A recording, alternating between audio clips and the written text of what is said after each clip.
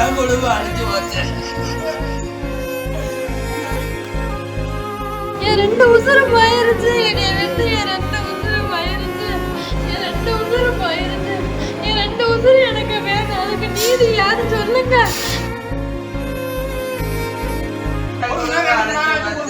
தானா செத்து கிடக்கு. என்ன எழுதி அழிச்சு போச்சு.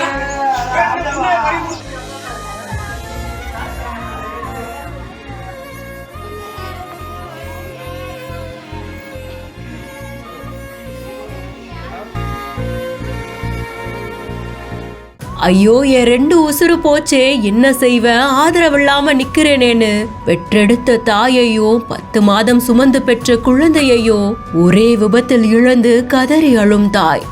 குடும்பத்துடைய கண்ணீரை பார்த்து காவலர் உட்பட மொத்த மருத்துவமனையும் கனத்த இதயத்தோட செய்வதறியாம நிக்கிறாங்க.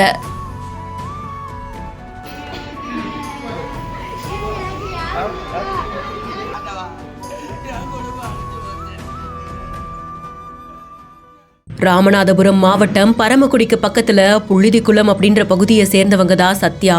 இவங்க தன்னுடைய 5 மாத குழந்தையான ருத்ரனுக்கு தடுப்பூசி போடுறதுக்காக தாய் செல்வியோட பரமக்குடி அரசு மருத்துவமனைக்கு போயிருந்திருக்காங்க. 2 வீலர்ல பரமக்குடியில இருந்து முதுகுளத்தூர் நோக்கி போயிட்டு இருக்கும் போது தேசிய நெடுஞ்சாலையில மேலாய்க்குடி அப்படின்ற இடத்துல போயிட்டு இருக்கும் போது எதிர் திசையில வாகனங்கள் வேகமா வந்ததுனால இவங்க 2 வீலரை ஓரமா நிறுத்தியதா கூறப்படுது. அப்போ பின்னாடியில இருந்து வந்த அரசு பேருந்து 2 வீலர் மேல மோதி பின்னாடி கையில குழந்தையோட அமர்ந்திருந்த பாட்டி விபத்துல சிக்கி இருந்திருக்காங்க. வேற குழந்தை சம்பவ இடத்திலேயே உயிரிழந்த நிலையில பாட்டியவாவது எப்படியாவது காப்பாத்திரலான்னு அரசு மருத்துவமனையில அனுமதிக்கப்பட்டிருந்திருக்காங்க. ஆனா அவங்களும் துரதிருஷ்டவசமா மருத்துவமனையிலேயே உயிரிழந்திருக்காங்க.